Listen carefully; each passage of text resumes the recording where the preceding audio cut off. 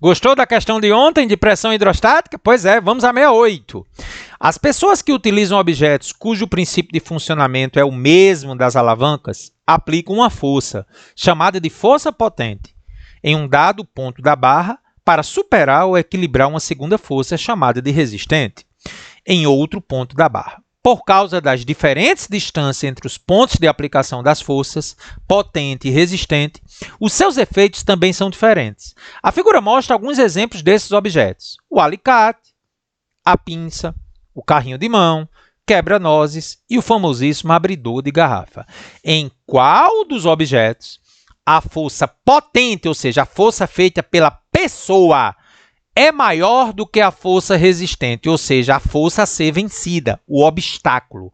E aí? Vai ser na pinça, no alicate, quebra-nozes, carrinho de mão ou abridor de garrafa? Temos que conversar um pouquinho sobre os tipos de alavanca.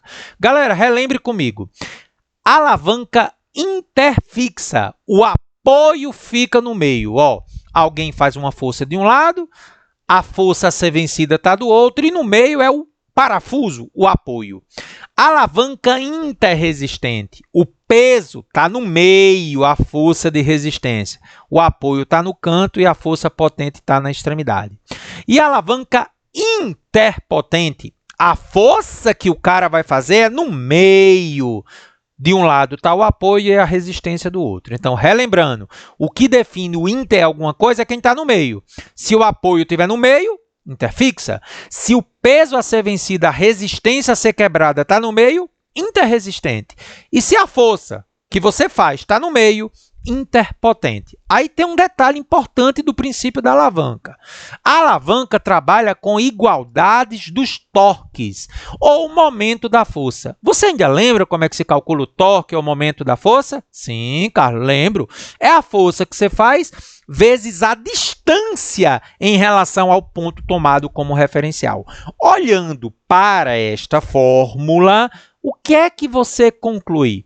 Para que a força potente seja maior que a resistente, ela precisa ser aplicada no ponto mais perto do ponto fixo.